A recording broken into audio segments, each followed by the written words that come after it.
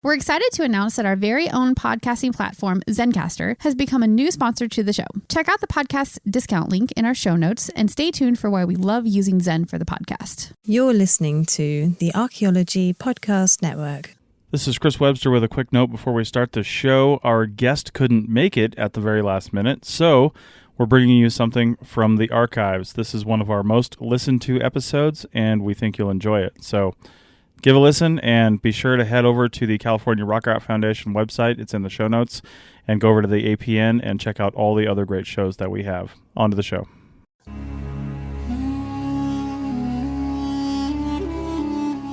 You're listening to the Rock Art Podcast. Join us every week for fascinating tales of rock art, adventure, and archaeology. Find our contact info in the show notes and send us your suggestions.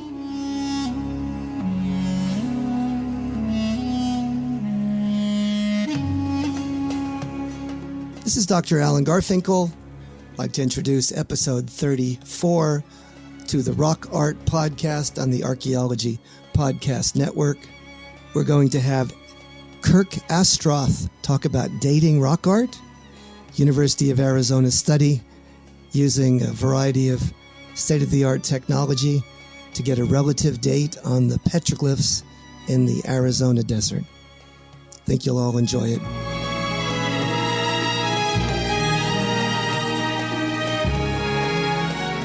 Welcome to episode 34. This is Dr. Alan Garfinkel. I'm your host for the Rock Art Podcast. We are blessed and honored to have Kirk Astroth coming to us from Arizona. Isn't that right, Kirk? Yeah, that's right. Tucson, Arizona. Tucson, Arizona. And Kirk is gracing our Rock Art Podcast, this 34th episode in the series. And he's going to talk a bit about dating rock art. I know that's a rather controversial topic, but Kirk received his master's degree from the University of Arizona, and his master's research thesis was exactly on that very topic. So, Kirk, without much ado, the first $1 million question to ask you is, how the heck did you get involved with the study of archaeology, anthropology, Native Americans, and all things rock art? Yeah, good place to start. Well, I grew up in Utah, and I spent a lot of my time exploring places in southern Utah as a kid, teenager, and then a young adult, because I've always been fascinated with, ancient ruins, with rock art in particular, and just the history of Utah before it was populated by Europeans. And so I always saw it as an avocation. And like I said, spent a lot of time exploring sites in southern Utah. And while I was in high school, I should say, no one ever told me that you could go into archaeology as a field. That was never suggested any time in my high school years. And so when I was getting close to graduating, decided I wanted to study political science and history, went off and did that, and eventually became a history teacher at a private school here in Tucson, Arizona. And because of my interest in archaeology and anthropology and ancient life, I was teaching Arizona history, and I found out at the University of Arizona Library they had a curriculum there called DIG, and it was a way to simulate an archaeological dig where I was able to split my classes into two groups, and each of them had to create their own civilization or their own society with money, with a belief system, with deities, all the things that you would ascribe to society. And then they created artifacts around that belief system and that society, and then buried them in a spot out on the school grounds. And each of the classes then were charged with digging up these artifacts created by the other class and trying to figure out what their belief system was, a hierarchy, the role of men and women and all those kinds of things. So, I was always interested in archaeology, anthropology in those sorts of ways. Where did you grow up, Kirk? Well, south of Salt Lake. Okay. It's now part of the big sprawl, but yeah. It was a rural area at the time. And what did your parents do? What did they think about this obsession that you have with history and pre-contact indigenous civilizations? They weren't much into it. My dad was a businessman and my mom was a stay-at-home mom, and they came from a pretty, I guess, traditional background, I'd say. And my father, because he was in the military, he said his idea of camping out was staying at the Holiday Inn with the window open. So he wasn't even much into the outdoors. My parents didn't hike. They didn't do any of that stuff. So I found that outlet on my own with other friends. And, they thought it was all very interesting. But, what was I going to do to have a real job? Right. That kind of brings us, so you had an interest in archaeology, and you had a bit of a background just almost as an avocationalist and sort of a familiarity, it sounds like, even trying to teach your class about the field of archaeology. Is that correct, Kirk? Yeah. Yes, that's correct. Yeah. So you gave that a shot, but how does that relate back to the real world of archaeology and sort of getting to know anything about this field of ours and maybe immersing oneself in either anthropology, archaeology, or the Native American studies per se? Well, it's a bit of a convoluted story because I taught, as I said, history, and I taught Arizona history, U.S. history, world history, all these social studies at this school because I was always very interested in history and its companion of political science. But at that time, I never knew that there were organizations out there that you could get involved with that were studying anthropology, ancient societies. Even when I lived in Tucson, there was not, for me, a public perception that anybody was really studying or certainly excavating even the Hohokam canals that were so prevalent around this very area. I mean, it just wasn't much in the news and wasn't something on my particular radar screen. So I always treated it as a avocation, like you said, as an amateur. So when I had time off and I went back to Utah and traveled up through southern Utah, I took time and camped on Cedar Mesa, and I went to the edge of the Cedars Museum and went to other small community museums looking at various artifacts that they had discovered on the surrounding landscape. But I didn't really have, like I say, a full appreciation that anthropology was this fascinating field of study. I mean, I read certain books, of course. I've always been interested in reading about ancient cultures and tracking down as many books as I could about Chaco Canyon and even Pakime. In fact, I was very influenced when I was teaching this archaeology unit called DIG by De Peso's concept of the Grand Chichimeca. And I taught that to my students and said, look, there's this whole concept that there was like an empire here in North America that involved all of these different sites. And it was this Grand Chichimeca that was an outgrowth of the Aztecs influencing the northern provinces. And so I always found that very interesting. So how did you then move or connect with the University of Arizona and entertain the notion of studying rock art? Well, after I taught school here, I went back to school for a different master's degree in range management because I thought I was going to work for the BLM or the Forest Service full time, which was what I was doing as a seasonal employee for a while. Mm-hmm. But as I got close to graduation, my major professor said, oh, you should think about working with the 4-H program because you've got all this experience teaching and working in camps and all this stuff. And so I ended up pursuing a career with the Cooperative Extension Service for almost 33 years in Montana, here in Arizona, and in Kansas. And then when I was getting close to retirement, I started to wonder, well, what am I going to do with myself? How am I going to occupy myself in retirement? And so I started looking around and I said, look, I've had this this fascination with archaeology all this time. And by that time, archaeology was big here in Tucson. There were all kinds of cultural resource management firms. There was places like Desert Archaeology and Archaeology Southwest. The Amarant Museum was very well known. And so I thought, well, I'll start volunteering with Archaeology Southwest and see if that's something I'm interested in. And so I was very fortunate to get picked up by them as a volunteer, and I loved it. I was doing road surveys. We were doing petroglyph recording projects. In fact, we did one of the first full recording projects on the Painted Rock petroglyph site, over 7,000 images out there. Wow. Let's see. Well, I got involved as a site steward, so I was monitoring some sites here. And as I got really close to retirement, the University of Arizona has a very nice program for faculty where you get a 75% tuition waiver. And so I said, I should just go back to school and get a master's in archaeology so I know what I'm talking about, or at least can assume to know what I'm talking about rather than just being this amateur. And so I talked to some folks in the department. They said, sure, take a couple of classes as a non-degreed student, see how you like it. And the very first class I took was with a well-known archaeologist by the name of T.J. Ferguson.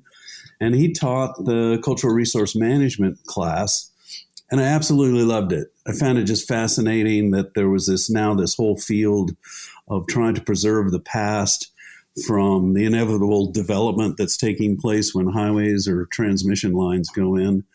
And after taking 3 classes, I decided to matriculate as a full-time student. Mm-hmm. And they all thought I was a little crazy because I already had a couple of other degrees, and said, but sure, if you're interested in this, have at it. So I retired in 2016 and went back to school full-time then to work on this master's in what's called applied archaeology. That I was most interested in that, and decided to pursue my fascination with rock art. What did they mean by the field of applied archaeology? It's a special degree program that's kind of focused on people that would go into the cultural resource management field. Okay. So they do a lot of emphasis on NAGPRA and a lot of the legislation and laws protecting cultural sites, the do's and don'ts. Gotcha. And because I didn't have a strong background in anthropology, I also decided to take some other classes at the local Pima Community College because they had some really good hands-on classes. That's where I learned about excavation. We had a ceramics class. I did the human and animal osteology, studying the bones. So I filled in some gaps in my background doing that.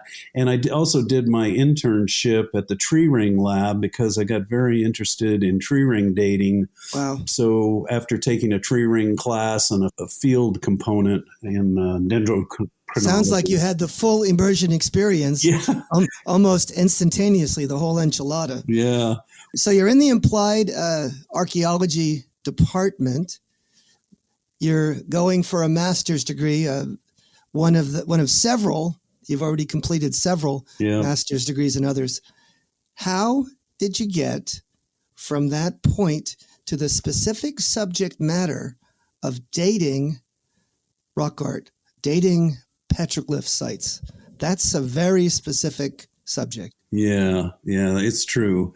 Well, I told you before, I've always been interested in rock art, rock imagery, pictographs, petroglyphs. That stuff always fascinated me, and it always caused me, like many people, to look at it and wonder, what does this mean? Who was the person that made this? What were they trying to communicate or suggest? And so early on in that master's degree program, I had to identify something that I would do for a research project. And there's very few people in the department that have any experience in rock art, but the archaeologist I worked under at Archaeology Southwest, rock art was his specialty, Aaron Wright. He did a definitive study on the rock art up at South Mountain in Phoenix. I had a lot of respect for him, and I did a lot of volunteer work under him. And so I went to him and said, Aaron, I really want to do something related to rock art for master's research. Do you have any ideas? And he said, yeah, I tried to do some dating with a light meter, but I've always wondered if you couldn't use some other technologies to do some relative dating on rock art based on varnish, and use varnish as a proxy for antiquity or for age, and see what you come up with. And I was intrigued by that because I wanted to do a project in archaeology that had a strong science base to it. I didn't want to do something that was a little more allegorical or even historical. I wanted to do something that would involve some hard science. So it sounds like you became somewhat passionate about applying scientific principles, scientific methodology to the study of rock art. Aaron Wright, who is a big name, he published an important book on rock art dating, I believe, amongst the O'Com or the O'Tom. Yep. And Religion on the Rocks, it's called. Yes, Religion on the Rocks. And believe it or not, I attempted to read that book and could not understand it. So I have followed his career from hither and yon. But it sounds like he was instrumental in having you consider that data set.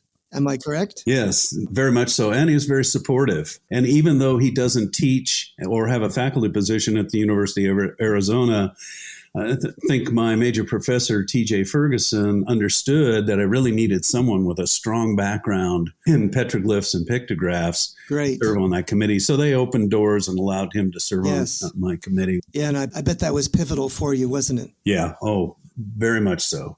Well, I think we've used up this first installment, understanding the context and development of your thoughts on dating of rock art. Well, I think in the next segment, why don't we attempt to explain a little bit about the rock art that's the subject of your thesis? And what about that pesky stuff they call desert varnish? Yeah. Well, see you all in the flip-flop. Thank you, gang. Chris Webster here for the Archaeology Podcast Network. We strive for high-quality interviews and content so you can find information on any topic in archaeology from around the world. One way we do that is by recording interviews with our hosts and guests located in many parts of the world all at once. We do that through the use of Zencastr. That's Zencastr. Zencastr allows us to record high-quality audio with no stress on the guest. Just send them a link to click on, and that's it. Zencastr does the rest. They even do automatic transcriptions. Check out the link in the show notes for 30% off your first 3 months, or go to zencastr.com and use the code ROCKART. Looking to expand your knowledge of X-rays and imaging in the archaeology field? Then check out An Introduction to Paleoradiography, a short online course offering professional training for archaeologists and affiliated disciplines. Created by archaeologist, radiographer, and lecturer James Elliott, the content of this course is based upon his research and teaching experience in higher education. It is approved by the Chartered Institute for Archaeologists as 4 hours of training. That's in the UK, for those of you that don't know. So don't miss out on this exciting opportunity for professional and personal development. For more information on pricing and course structure, visit paleoimaging.com. That's PALEO imaging.com, and look for the link in the show notes to this episode. Welcome all you listeners in podcast land. This is the second segment of our 34th episode of the Rock Art Podcast on the Archaeology Podcast Network. I'm your host, Dr. Alan Garfinkel, and we are blessed and honored to have Kirk Astroth, who is a rock art scholar who completed his master's thesis at the University of Arizona on the dating of rock drawings, petroglyphs. So in the first segment, we kind of traced your interest and your background. I think this segment we're going to open up to the subject of rock art dating and the specifics of the sites that you have studied and what makes them interesting and significant. All right. Well, yes, as I said, I was very interested in doing a research project around dating of rock art, and we still can't absolutely date petroglyphs, as many people know.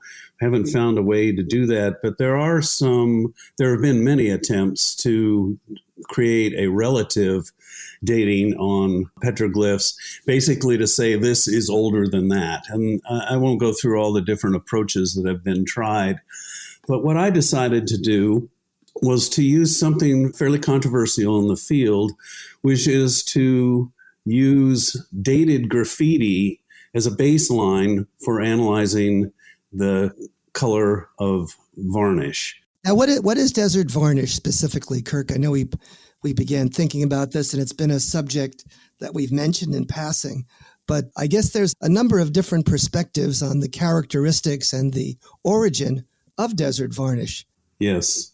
And I will preface what I'm going to say by indicating that varnish is something that's still really not well understood. And that's something that was reaffirmed out of my research. And so there is a huge field out there still to be explored around rock varnish. But rock varnish typically occurs in arid climates, and it's the result of clay-borne particles that include iron and manganese that are affixed to the surface of certain rocks. Which rocks are they affixed to, mainly? Well, mainly granite, but also basalt and on sandstone. But granite is one that is quite prevalent for rock varnish, and as well as, people that live in southern Utah, they talk about that rock varnish when they go into canyon lands and other places. They see that black, kind of, some people call it a patina on the rocks.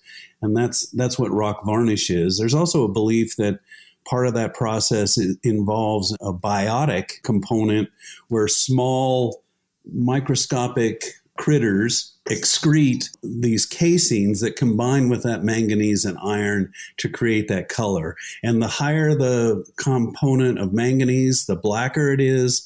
The higher component of iron, the redder that varnish is. So for those who haven't seen this desert varnish, I know that it, as you say, it comes in different colors. I've seen a blue, a black, a brown, a red, all kinds of different hues. Am I correct? Yes, and that's all based on the chemical component of manganese, iron, and some of the other things that are involved in creating that varnish. Now, what happens as this varnish ages? Well, it gets darker. At least that's what we believe, and that was one of the ideas I tried to explore in my thesis. The common belief out there in archaeology is that the darker a petroglyph is, in terms of its varnish, the older it is. No one has really systematically tested that out in the field, but the common belief is the darker these petroglyphs appear means that they're older. And that's one of the things I decided to try to investigate. So how does one create a petroglyph, and what does it look like when it's fresh versus when it ages or when it gets to be extremely old? How does one do that? That's a good question. Well, you take another rock, for instance, maybe a piece of bone, and you peck at the surface of a rock that has that dark varnish already on it, and you expose the underlying rock that hasn't been exposed to this clay-borne iron and manganese particles. So it gets down to the parent rock, and that's why you can see petroglyphs, is that this lighter colored parent rock is exposed to the environment. But we know almost as soon as that's exposed, it begins to varnish over. Now, some people would say it revarnishes, and I don't want to get into semantics too much, but because it was never varnished in the first place, that parent rock, we try to say it gets varnished rather than revarnished. Some people say it's repatinated, but I don't think that that's true either. It's being varnished for the first time because it's being exposed to an environment that it was never exposed to before. So what are the major components of this varnish? What's the chemistry of it, and what are the key factors that allow it to get dark like that? Yeah, like I said, it's manganese, clay, and iron.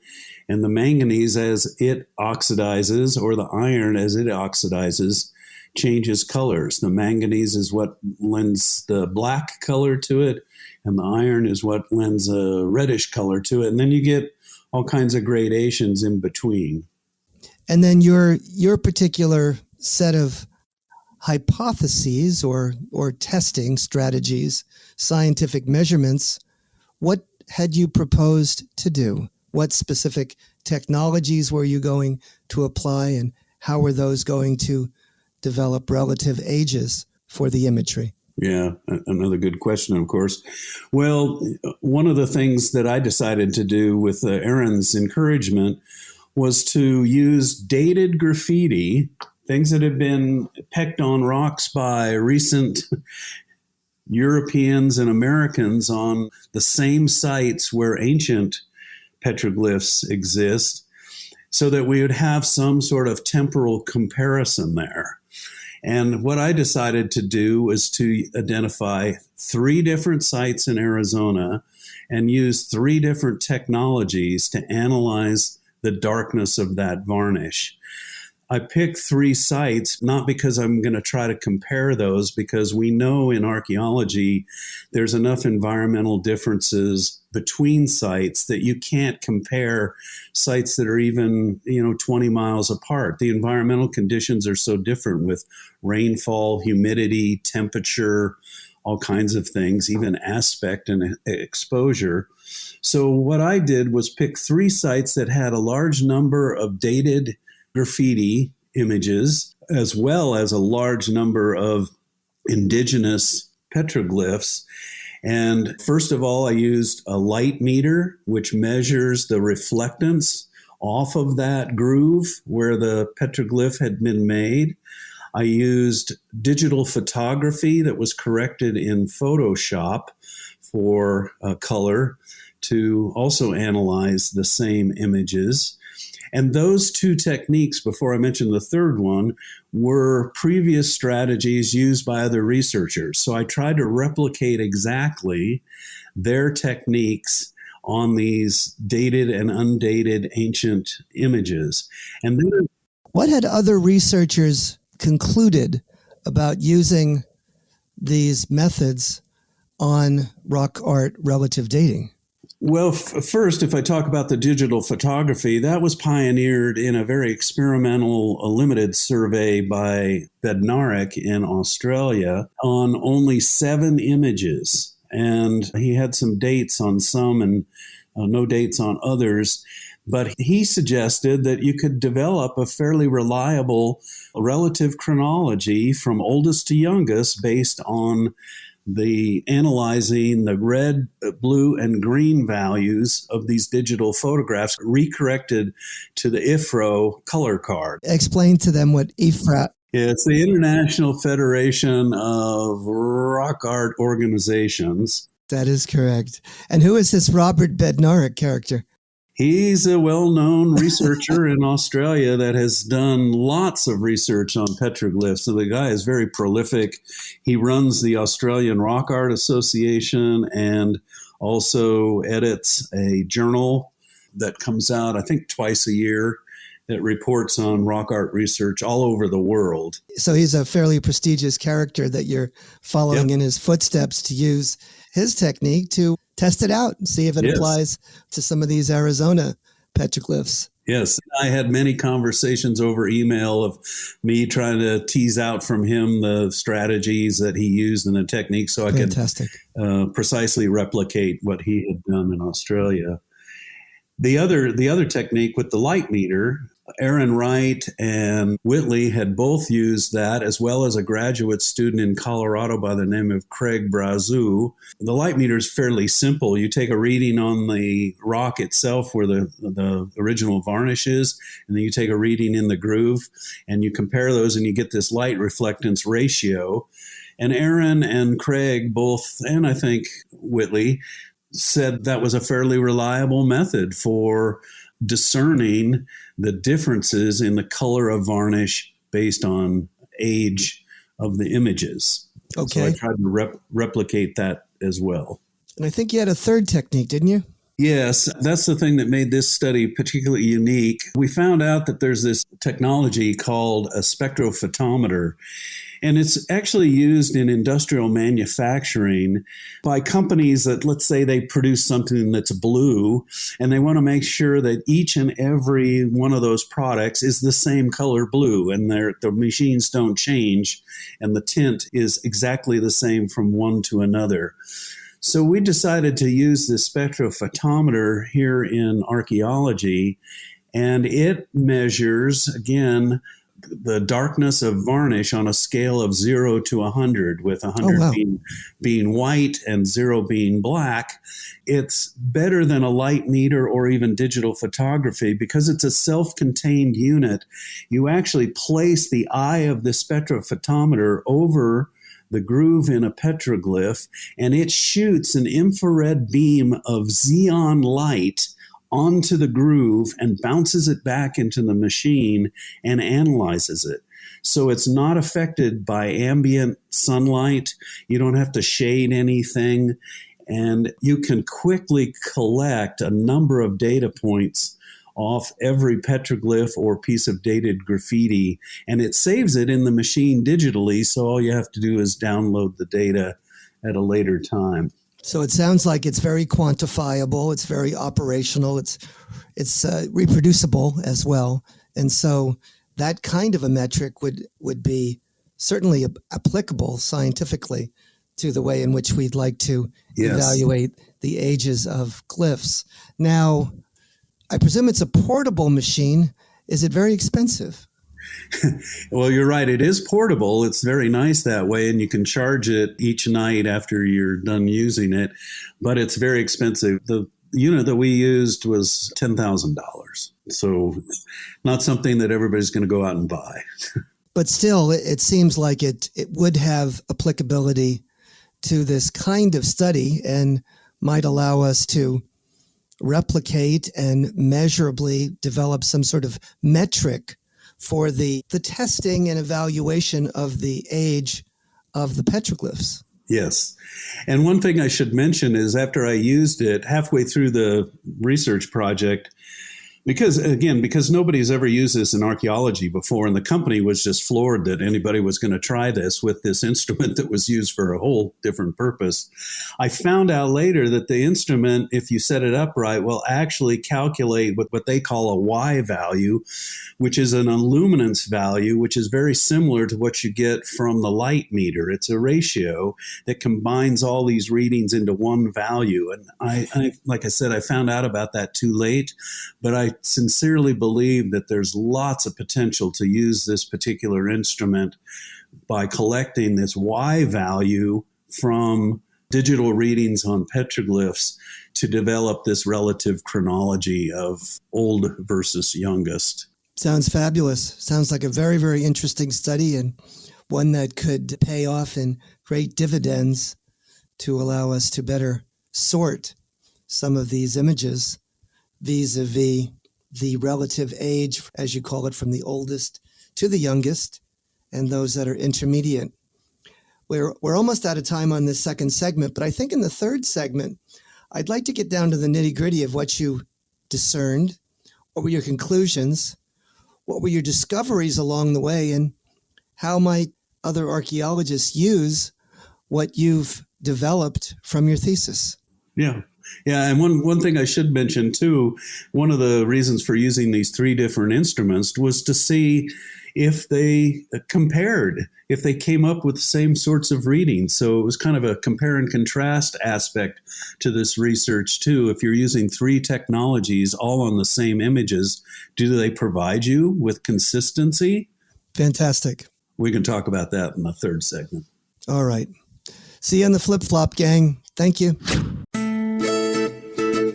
You may have heard my pitch for membership. It's a great idea and really helps out. However, you can also support us by picking up a fun t-shirt, sticker, or something from a large selection of items from our TeePublic store. Head over to ArchPodNet.com/shop for a link. That's ArchPodNet.com/shop to pick up some fun swag and support the show. Welcome back to segment 3 of the Rock Art Podcast. I'm your host, Dr. Alan Garfinkel, and we have as our guest scholar today, Kirk Astroth, who is talking about our favorite subject, one of them, the dating of rock art, a controversial topic and one that's near and dear to all of our hearts. Kirk, on the first segment and the second segment, you got into some of the nitty-gritty details. On this final segment, let's take a look at the conclusions, the results, the comparison test, and what you may have discovered and what you may have learned from going through all this. How long did it take you to do your whole thesis, just as a curiosity? Oh, let's see. It took about 6 months. A large part of that was just getting the permits from the various governmental entities to do the research out there. I see. Took longer than I anticipated. Okay. And then when you were out there, how many days or hours did the dating itself take? Oh, it was 5 weeks, Okay. Because there was, so much work to do. And some of the sites were very distant from where I lived. And it was difficult to locate some of the dated graffiti. Got it. At a couple of the sites because the UTMs, the GPS coordinates were not very precise. In some cases, they were far off the mark. So there was a lot of wandering around looking for dated images. How many glyph elements did you date? A total about 80. Okay, nice. Yeah. So then the $1 million question is, what did you find out? Well, I found out a number of things. The big thing I found out is that the time period for dated graffitis just isn't long enough at this point for any of these technologies to be able to discern a relative chronology for them. For instance, even on some of the sites where there were images dated, for instance, 1972, the instrument gave back a reading that showed it was darker than something from 1885. Wow. Which just doesn't make sense. So I used 4 different statistical procedures to analyze this data. The first 2 were focused just on the dated graffiti. So I did correlation analysis and regression. And basically, again, without boring your audience or getting too deep in the weeds, the relationships were contrary to what we would believe in many cases. So for the dated graffiti, it didn't help. Now, what about the rest of the sample vis-a-vis the images that we know are pre-contact and have some antiquity to them? Yeah. The first thing showed, which was very reaffirming, is that the ancient images proved to be darker on the whole than the dated images. There was definitely strong, statistically significant differences between the ancient or indigenous petroglyphs versus the dated graffiti. What was interesting is those statistically significant differences varied by site and by technology. For instance, at Tumamoc Hill, which is a large site right outside of Tucson here, it originally, I was told, had 120 dated graffiti images. But because so many of them were small and narrow, I couldn't analyze the grooves with the existing technology. And so my sample size was greatly reduced, and none of the technologies were able to show statistically significant differences at the Tumamoc Hill site. Because sample size was small, groove width was very small. But it was different at Painted Rock and at the Kokoraki Butte, that the various technologies showed statistically significant differences between the ancient and the dated images. So we say, aha, so the new stuff is new and the old stuff is old. So what? Where's the beef? Where's the whole enchilada? Yeah. Well, beef maybe might be just in that, which isn't really astounding. But like I started off saying, the conventional wisdom is the darker a petroglyph is, the older it has to be. I think we can definitely say that now. This research, it kind of validates some of the stuff that Wright did, as well as David Whitley and Craig Brazeau, that said the darker an image, the older it tends to be. The trouble is I didn't have a large enough data set for even the ancient ones where I could develop a good seriation of oldest to more recent, even post-contact. So a lot of what came out of my study, I think, are some really good directions or possibilities for further research that would, I think, significantly add to the field. For instance, we know that varnish formation is still not well understood, and some researchers like Robert Bednarik suggest that varnish formation is influenced by the depth and width of the petroglyphs themselves. So another study could really begin to use some measuring tools to sort petroglyphs by depth and width and then compare those readings, particularly using the spectrophotometer, to see if there's some differences there. One of the other issues I've learned in this whole process is that IFRO color card from the International Federation of Rock Art Organizations is not well suited to current research in the field. It has a glossy sheen to it, and often it was washed out in some of the digital photographs I took, so I wasn't able to color correct on some of those photographs to do the detailed digital analysis.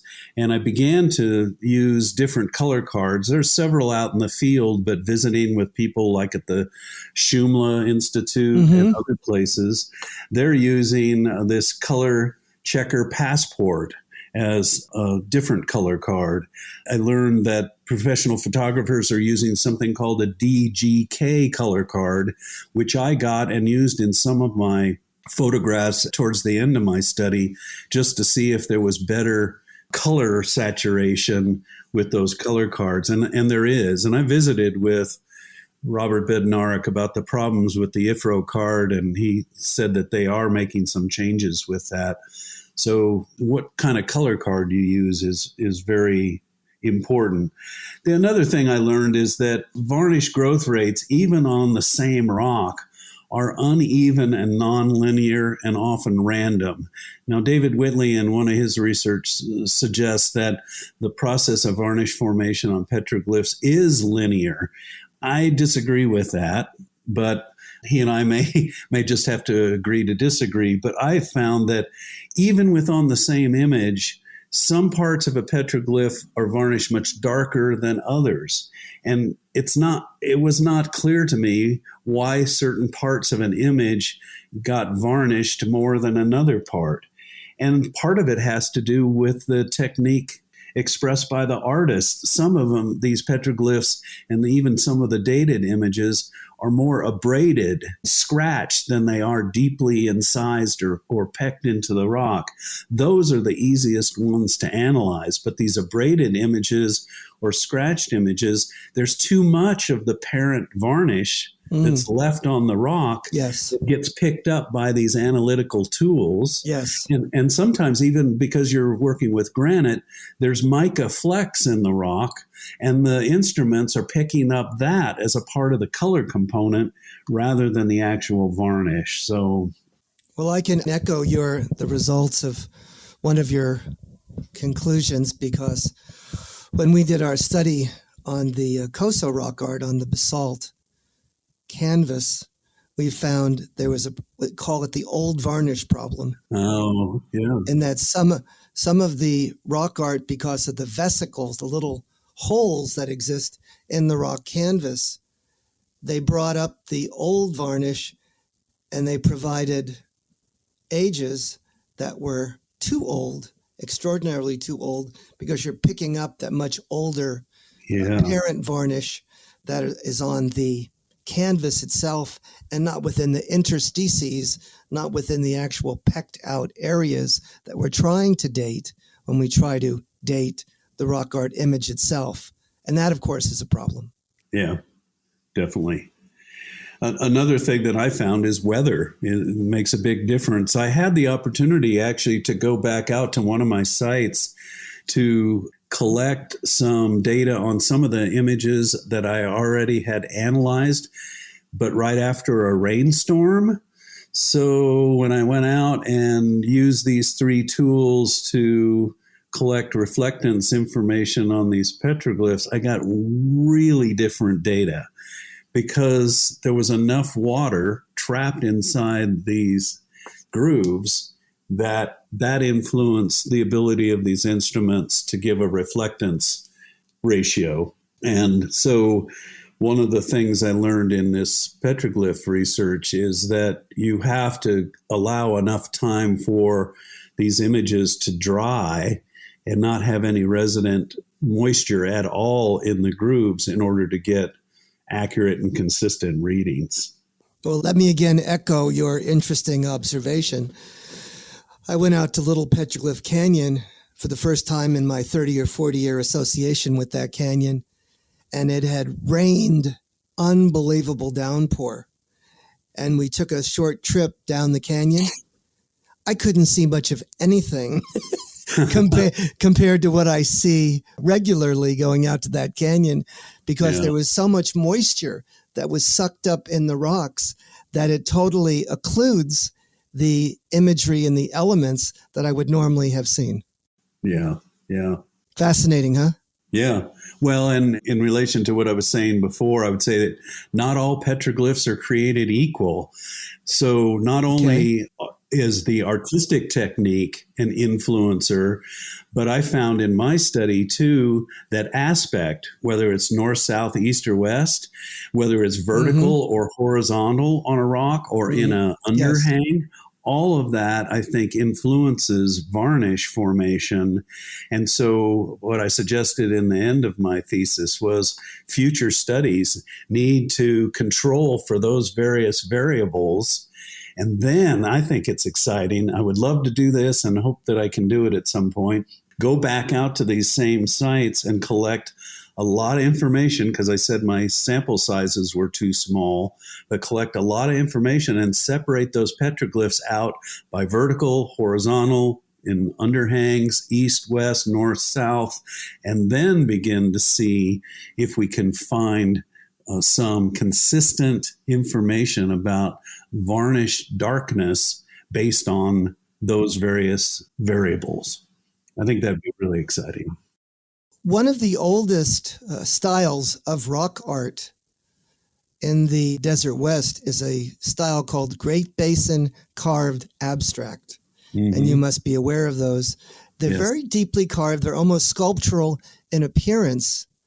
And I wonder if you had anything that was so deeply carved that it would appear to be the darkest, or what your experiences were working with those heavily grooved petroglyphs. Yes, two of the sites, both Kokorocky Butte and Painted Rock, have some really deep carved images, and they're in that abstract, almost geometric shape type that are heavily varnished. Were they the most heavily varnished, or were they just heavily varnished? No, they weren't. And again, I'll go back to aspect, and it's one of the things I kept in the appendix of my thesis. At a particular point up on Kokorocky Butte, there's a bear print, a footprint, and then an abstract design that lie horizontally on rocks near some other vertical petroglyphs. Those were the darkest petroglyphs I saw during my whole study, and I was so intrigued by them that I did take readings on them, and they came up with all three of the tools, the darkest ratings of any of the petroglyphs I'd seen. And they were more, like I said, they were more what people would suggest are recent, because they're not abstract, they're not geometric. They represented, animal and human prints.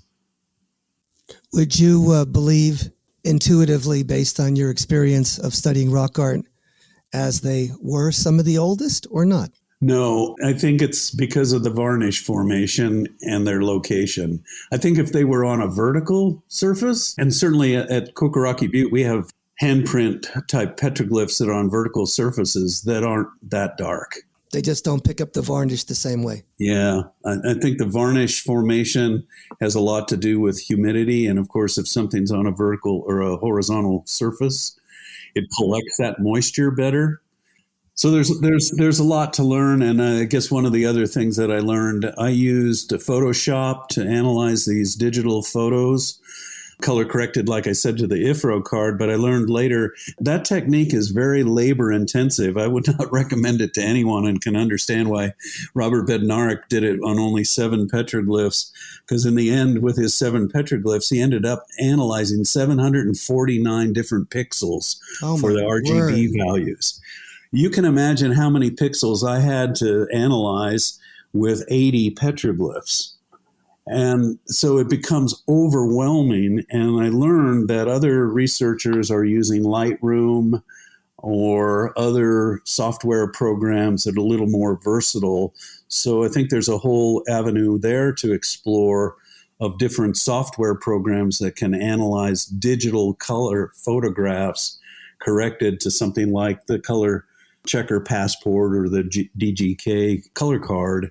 And that would be interesting to see if it wouldn't be easier, because the most labor intensive process was the digital photograph analysis. The least time intensive was the light meter, and the spectrophotometer fell between those. It wasn't very difficult either. But Kirk, we're running out of time, but how would someone, a listener of this Rock Art podcast, get a hold of you or access your thesis? They can get a hold of me at my email address, which is very simply my first and last name run together at gmail.com.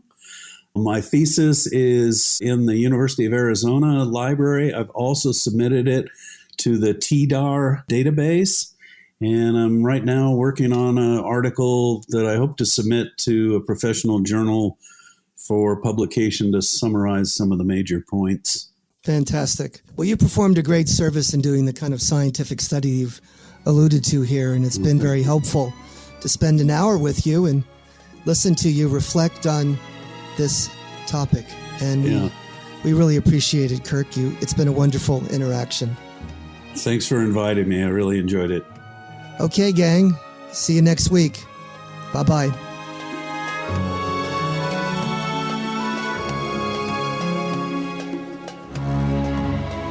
Thanks for listening to the Rock Art Podcast with Dr. Alan Garfinkel and Chris Webster. You can find this podcast on the educational podcast app Lyceum, Lyceum, and wherever you find podcasts. Find show notes and contact information at www.archpodnet.com/rockart. Thanks for listening, and thanks for sharing this podcast with your family and friends.